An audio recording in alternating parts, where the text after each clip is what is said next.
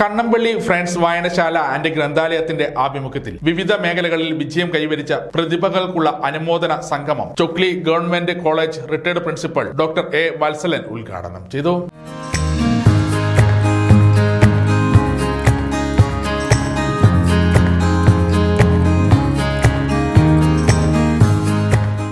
ചില വായനശാലകളൊക്കെ വാർഷികാഘോഷത്തോടുകൂടി ഒരു കൊല്ലത്തെ പരിപാടി അവസാനിപ്പിക്കും. നിരന്തരമായി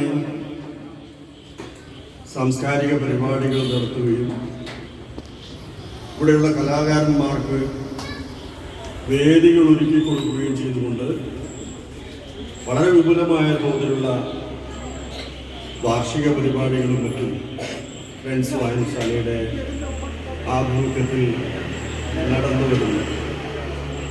തീർച്ചയായും ഈ പ്രദേശത്തെ സംബന്ധിച്ചിടത്തോളം ഏറ്റവും ആഹ്ലാദകരമായ ഒരു ചുവടുവെപ്പാണിത് എന്നാണ് എനിക്ക് തോന്നുന്നത്. അധ്യക്ഷ പറഞ്ഞതുപോലെ 2 പുതിയ ഡോക്ടർമാർ കൂടി ഈ നാട്ടിൽ ഉയർന്നു വരുന്നു.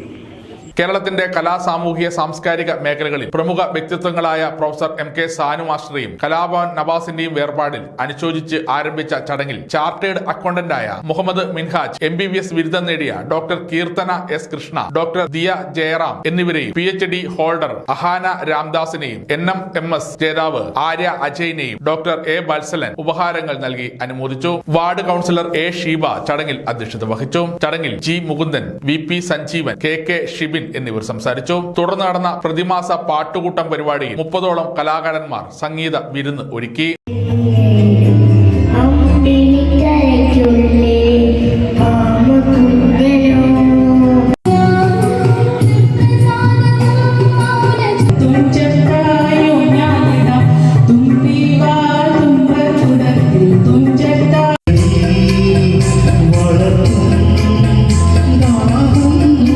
സമഗ്ര ന്യൂസ്, പനൂർ.